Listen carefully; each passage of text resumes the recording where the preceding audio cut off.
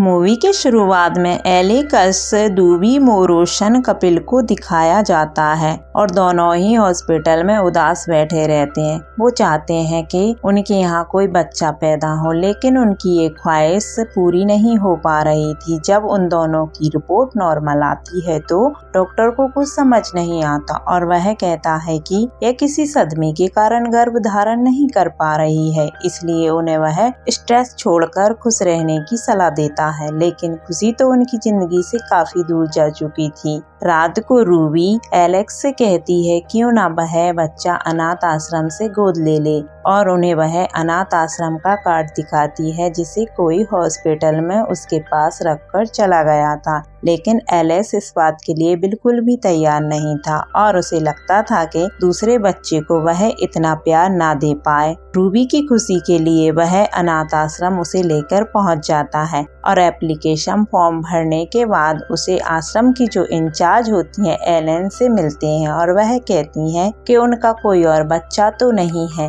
ऐसा सवाल सुनकर दोनों ही इमोशनल हो जाते हैं और रूबी बताती है कि एक एक्सीडेंट के कारण वह गर्भधारण नहीं कर पा रही है और ये कहते कहते वह रोने लगती है। लेकिन एलन उनसे और कोई सवाल नहीं पूछती और वह आश्रम में उन्हें घुमाने लगती है। रूबी की नजर और एक छोटे बच्चे पर पड़ती है जो बाकी सारे बच्चों से बिल्कुल अलग होता है।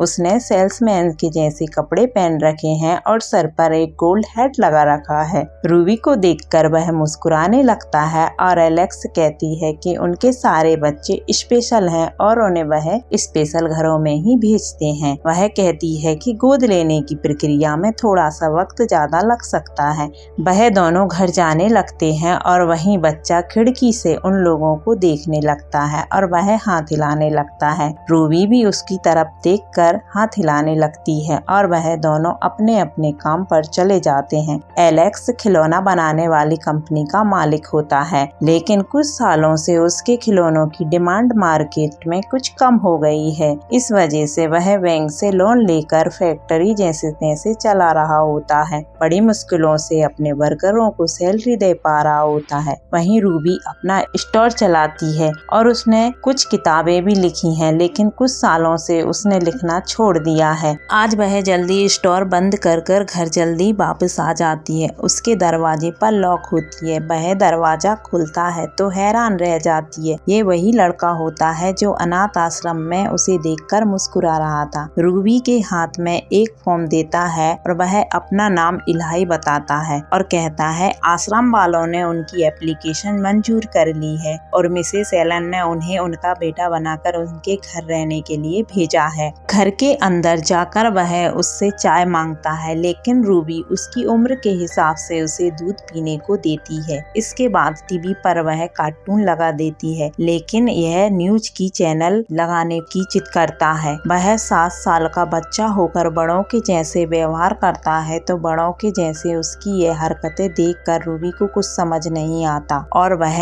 एलेक्स को फोन कर घर बुला लेती है। एलेक्स को बताती है कि उसने अनाथ आश्रम में फोन लगाया था, लेकिन किसी ने उसका फोन नहीं उठाया। इसलिए वह सच्चाई जानने के लिए वह उसे लेकर अनाथ आश्रम की ओर चल देती है। लेकिन रास्ते में इलाही उनसे अजीब सवाल करता है और कहता है तुम्हारे बिजनेस में काफी मंदी चल रही है। इस तरह के सवाल करने लगता है। उसकी इन बातों से वह बहुत ही हैरान होने लगते हैं, लेकिन इस 7 साल के बच्चे की इस तरह की बातें सुनकर दोनों हंसी नहीं रोक पाते हैं। जब वह अनाथ आश्रम पहुंचते हैं तो देखते हैं कि किसी इमरजेंसी एम्बुलेंस में किसी को ले जाया जा रहा है और उन्हें पता चलता है कि मिसेस वेलिस अचानक बीमार पड़ गई हैं और आश्रम की अकाउंटेंट को वो फॉर्म दिखाते हैं तो वह फॉर्म देखकर कहती है कि ये फॉर्म कंप्लीट है। जब तक मिसेस एलेंस ठीक नहीं हो जाती हैं तब तक इसे इलाही को अपने पास ही रखने की सलाह देती है और दोनों ही घर वापस आने लगते हैं। लेकिन रास्ते कमरे में दोनों आपस में कुछ भी बात नहीं करते। इलाही दोनों को खामोश देखकर कार में चल रहा गाना के साथ गाना गाने लगता है और उन दोनों से भी गाना गाने को कहता है। रूबी गाना गाने लगती है और रूबी एलेक्स से भी गाना गाने को कहती है, लेकिन रूबी की खुशी के लिए एलेक्स भी गाना गाने लगता है, हंसने लगता है और दोनों को खुश देखकर इलाही भी बहुत खुश होता है। कई सालों के बाद इतने खुश लग रहे थे दोनों। और रूबी घर पहुंचकर उसका सूटकेस खोलकर देखती है, जमे हुए कपड़ों को देखकर हैरान रह जाती है और कुछ ही देर में इलाही बाथरूम से बाहर आकर कहने लगता है कि कौन सा टूथपेस्ट ज्यादा अच्छा होता है। उसकी यह बातें सुनकर उसे बहुत हंसी आती है और यह सारी बातें वह एलेक्स को बताती है, लेकिन एलेक्स सोने का बहाना करता है। इस बात को वह समझ जाती है कि एलेक्स इलाही को अपने बच्चे के रूप में स्वीकार नहीं कर पा रहा है और खुद भी उदास होकर बाहर अकेली बैठ जाती है। उनको उदास देखकर इलाही एक अलमारी से मोटी किताब निकालता है और कहता है रूबी से कि ये उसे पढ़कर सुनाए, लेकिन रूबी उसे वो नहीं बल्कि बच्चों वाली पोयम की किताब पढ़कर सुनाने लगती है। किताब सुनते हुए उससे कहता है कि आज रात वो यहीं सो जाए और रूबी फर्श पर ही उसके साथ सो जाती है। इलाही उसको टकटकी लगाए देख रहा होता है और कहता है आज एलेक्स बहुत जल्दी ही काम पर चला गया है। असल में वह लोन लेने के लिए ऑफिस गया था क्योंकि उसने 2 महीने से अपने वर्करों को सैलरी नहीं दी थी। उसने काफी लोन ले रखा था, इसलिए बैंक ने उसे लोन देने से मना कर दिया। उसके चेहरे पे घबराहट और अलग झलक रही थी और इलाही घर पर रूबी से एक बंद दरवाजे के बारे में बात कर रहा था और कहता है कि ये दरवाजा बंद क्यों है, तो रूबी बताती है ये दरवाजा हमेशा बंद रहता है और तुम्हें यहाँ जाने की इजाजत नहीं है। इलाही इसके बाद एक गार्डन में घूमने जाते हैं और वह उन्हें एक अजीब सा दिखने वाला आदमी मिलता है और वह उनसे अजीब सी बातें करने लगता है। ऐसी बातों को सुनकर वह रूबी हंसने लगती है और इसके बाद वह आदमी उनसे छुट्टे पैसे मांगता है और वह एक तारीख बताता है जो होती है 15 मार्च 2007। यह सुनकर वह कहती है कि यह सब उसे कैसे पता है, लेकिन वह आदमी कहता है कि वो यहीं आसपास रहता है और उसे सब पता है। यह कहकर वह चला जाता है। रूबी उसे हैरानी से देखती रहती है और 15 मई 2007 राज का राज ही रह जाता है। अगले दिन फैक्ट्री में सैलरी न मिलने पर फैक्ट्री के वर्कर फैक्ट्री छोड़कर जाने लगते हैं, लेकिन टॉम नाम का एक पुराना वर्कर उसके कहने पर रुकता है। इस परेशानी में एलेक्स ने रूबी को भी फोन कर वहाँ पर बुला लिया और रूबी इलाही को लेकर अपने साथ ऑफिस पहुँच जाती है, लेकिन जब उसे पता चलता है कि एलेक्स ने घर गिरवी रख दिया तो उसकी कोई बात नहीं सुनती और घर वापस आ जाती है और वह घर आते ही इलाही से स्कूल जाने के बारे में बात करने लगती है, लेकिन इलाही उनकी शादीशुदा जिंदगी के बारे में पूछता है जो बिल्कुल भी ठीक नहीं चल रही थी। उसके ऐसे सवालों को सुनकर रूबी पहले तो हंसती है, लेकिन फिर वह उसे सब बताने लगती है। दोनों स्कूल से एक दूसरे को पसंद करते थे। पहले वह बहुत सारी मस्ती किया करते थे। यह याद नहीं है कि उनने आखिरी बार अच्छा समय कब बिताया था। अगले दिन इलाही को स्कूल छोड़ने जाती है, लेकिन वह लंच टाइम में टैक्सी बुक करके एलेक्स के ऑफिस पहुंच जाता है। एलेक्स उसे देखकर गुस्सा होता है और स्कूल छोड़ने के लिए जाने लगता है। इलाही उसे डांट कहकर बुलाता है, लेकिन वह सख्ती के साथ उससे कहता है कि वो उसे एलेक्स ही बुलाए। इसके बाद वो कहता है कि ये खिलौने बहुत ही खूबसूरत हैं। खिलौनों की तारीफ सुनकर एलेक्स थोड़ा सा नर्म हो जाता है, लेकिन कोई भी उसके खिलौनों की तारीफ नहीं करता क्योंकि आजकल मार्केट में इलेक्ट्रॉनिक खिलौनों को पसंद किया जा रहा है। लेकिन कुछ ही देर में एक डिलीवरी बॉय चाइनीज खाना लेकर आ जाता है। उन्हें पता चलता है ये खाना इलाही ने मंगवाया है तो वह दोनों ही खुश हो जाते हैं और साथ साथ खाना खाने लगते हैं और इसके बाद से एलेक्स भी उसे पसंद करने लगता है। इसके बाद रूबी को पता चलता है कि इलाही ने उसे बेडरूम से टेडी बियर निकाल लिया है, तो वह तुरंत ही उसे टेडी बियर लेकर और उसे उसी कमरे में रख देती है और कहती है कि कभी भी उस रूम में ना जाए। इलाही आधी रात को उठकर पास के गार्डन में पहुंच जाता है जहां पर मिस्टर पोर्ट सोया होता है और मिस्टर पोर्ट को जगाता है और उससे बातें करने लगता है और उसे नई फैमिली के बारे में बताने बताने लगता है और वह कहता है कि फैमिली में सभी उसे बहुत ज्यादा चाहते हैं, लेकिन मुझे रोज रोज स्कूल जाना बिल्कुल भी पसंद नहीं है। पोर्ट उससे कहता है कि थोड़ा सब्र रखना पड़ेगा, कोई भी अच्छे काम में थोड़ा वक्त तो लगता ही है। और अगले दिन दिखाया जाता है कि एलेक्स से मिलने जॉन बंसल नाम का एक बिजनेसमैन आता है जो उसकी फैक्ट्री का माल खरीदता था, लेकिन वह कहने लगता है कि फैक्ट्री उसे बेच दे या नया मॉडल तैयार करके दे। अब उसका पुराना माल वो नहीं खरीद सकता क्योंकि आजकल मार्केट में सभी को इलेक्ट्रॉनिक खिलौने ज्यादातर पसंद आते हैं। एक एक करके सभी जाने लगते हैं। इस बात से एलेक्स बहुत परेशान हो जाता है और वह काफी पैसा खर्च करके उसने फैक्ट्री में काफी स्टॉक बनाकर रखा था। अगर कोई इन खिलौनों को नहीं खरीदेगा तो बहुत ही लॉस होगा और पूरी तरह बर्बाद हो जाएगा। आज वह अपने फादर की कब्र पर जाता है और वह उनसे माफी मांगता है और कहता है जिस दम पर उन्होंने 50 साल पहले बिजनेस खड़ा किया था, आज उसी बिजनेस को उसने मिट्टी में मिला डाला है। उसकी ये सारी बातें मिस्टर पोर्ट पीछे खड़ा हुआ सुन रहा होता है, लेकिन कब्र पर खिल रहे फूलों की तरफ इशारा करता है तो वह एलेक्स समझ जाता है कि वो क्या कहना चाहता है। इस बार वह हार मानने की बजाय फिर से कोशिश में जुट जाता है और इलाही को भी अब फैक्ट्री में आने से मना नहीं करता। इलाही उसके ऑफिस में लगे पोस्टर के बारे में पूछता है तो वह बताता है कि ये इग्लू लैंड नाम की एक जगह है जहां वह कुछ साल पहले वो जाना चाहता था, लेकिन अभी तक उस जगह वो नहीं जा पाया है। अब वह उसे अपनी फैक्ट्री में बने खिलौनों को दिखाने लगता है और कहता है कि किसी जमाने में ये सारे खिलौने बहुत ही पसंद किए जाते थे, लेकिन आजकल मार्केट में इलेक्ट्रॉनिक खिलौने आने से उनकी खिलौनों की डिमांड कम हो गई है। इलाही कहता है कि इलेक्ट्रॉनिक खिलौने बच्चों के लिए अच्छे नहीं होते और अगले दिन एलेक्स उन्हें कहीं घुमाने ले जाएगा, ऐसा कहता है रूबी से और रूबी को साथ लेकर फैक्ट्री पहुंच जाता है। यहाँ फैक्ट्री पे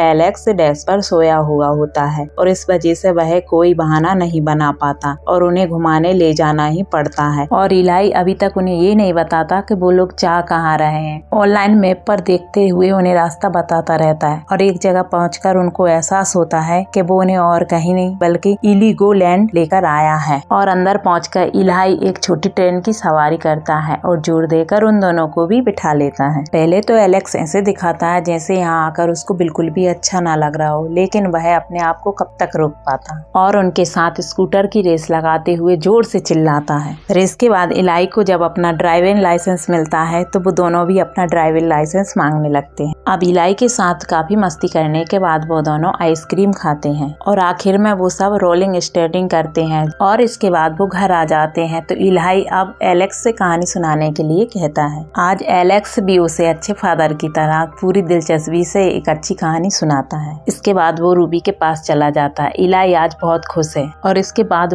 वो रूबी के पास चला जाता है। इलाही उन दोनों को इतने करीब देखकर बहुत खुश होता है और वह सुबह जल्दी उठकर एक पियानो पर धुन बजाने लगता है जो वहीं पर पेपर पे लिखी होती है। इस धुन को सुनकर एलेक्स और रूबी भी जल्दी से नीचे आते हैं। इलाही के पूछने पर रूबी कहती है ये धुन एलेक्स उनके बेटे को सिखाया करता था। उनका बेटा? इलाही हैरान होकर उनकी तरफ देखने लगता है। आज वो उसे सब कुछ बताने का फैसला कर लेते हैं और कहती है आज वो उतने जितना बड़ा होता और अपने आंसुओं को रोकती है। सैम्बल का पहला मैच और उसकी फेवरेट आइसक्रीम के बारे में उसे बताती है और वो कहती है वो उसका एंजल था और उसमें उसकी पूरी दुनिया बसती थी। और ये बोलते हुए उसकी आवाज भारी होने लगती है और वो उसे उस रूम में ले जाती है जो हमेशा वो बंद रखती थी। ये सैम्बल का बेडरूम था और आज भी उन्होंने उसे वैसा का वैसा रखा हुआ था। इलाही उनसे पूछता था आखिर हुआ क्या था, तो रूबी खिड़की से नीचे देखती हुए कहती है 2 साल पहले जब वो अपना फुटबॉल मैच खेलकर उसके साथ घर आ रहा था तभी एक कार एक्सीडेंट से उसकी मौत हो जाती है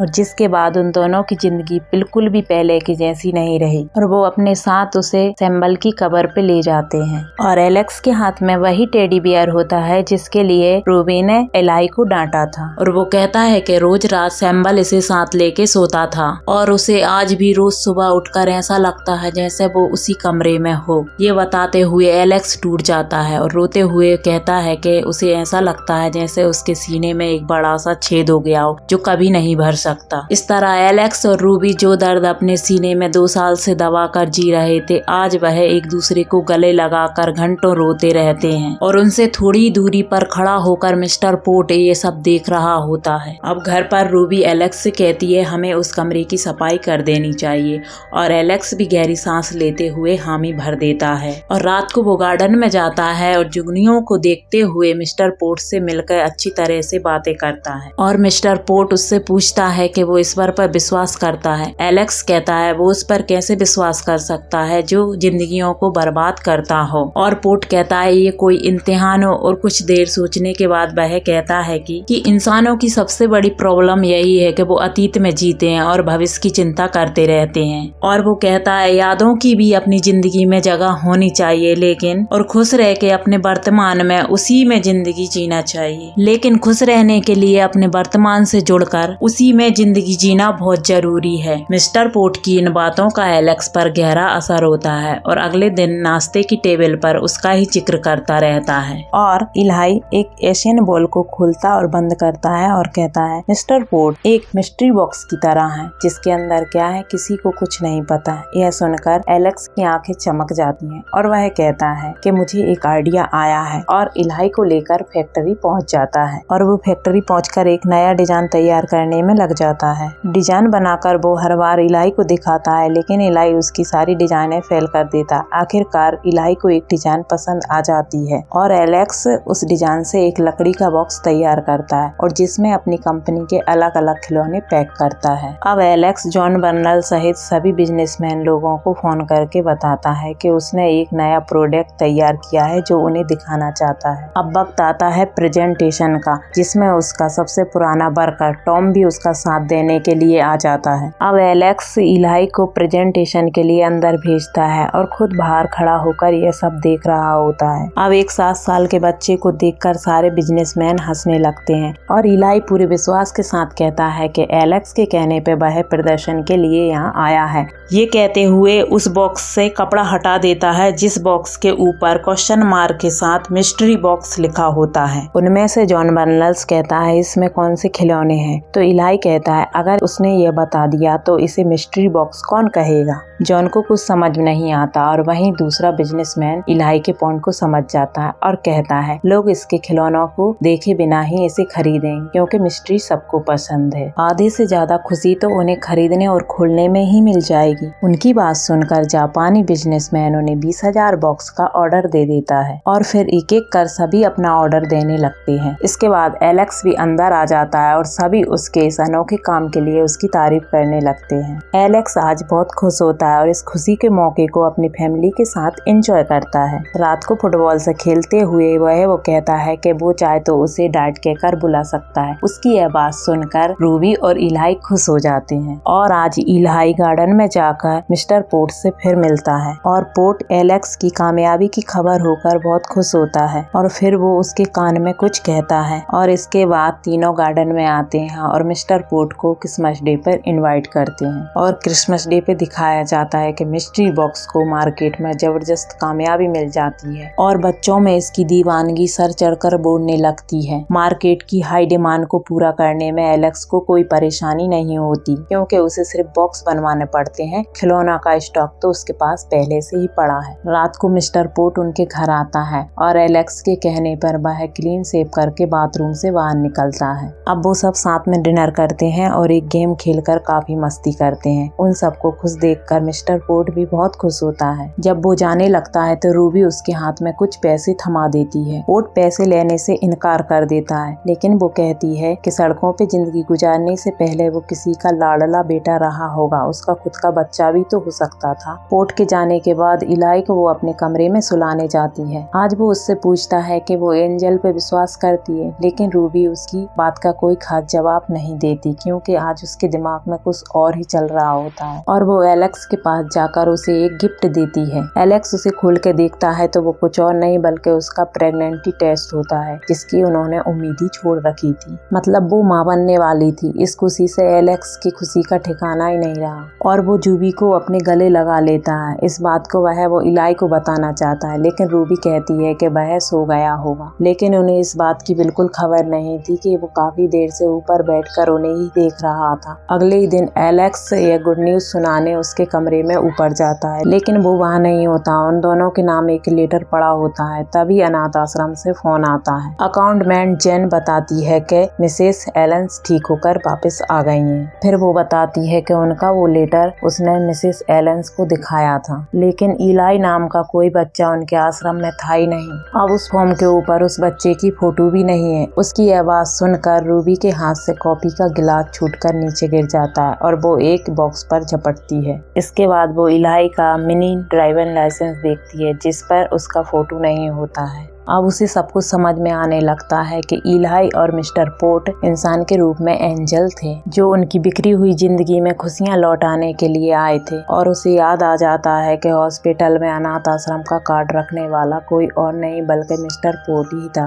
अब वो ऊपर जाकर इलाई का वो लंबा सा लेटर पढ़ती है और उसने उसमें सैम्बल की बुरी यादों को भूलकर अच्छी यादों के साथ जिंदगी बिताने की बात कही थी। पढ़ते पढ़ते वह रोने लगती है और रोते रोते वो उस लेटर का बाकी हिस्सा पढ़ती है, जिसमें उसने जाने और अपने लिए उनका प्यार का जिक्र किया था और एक भविष्यवाणी की थी कि उनके घर में एक बेटी पैदा होगी। मूवी के आखिर में दिखाया जाता है कि एलेक्स और रूबी अपनी नन्ही सी बेटी के साथ बहुत खुश होते हैं और एक दिन रूबी को ऐसा महसूस होता है कि इलाई उनसे मिलने वापस आया हो, लेकिन उसकी नजर पड़ते ही वो मुस्कुराकर गायब हो जाता है और इसी के साथ ये मूवी एंड हो जाती है।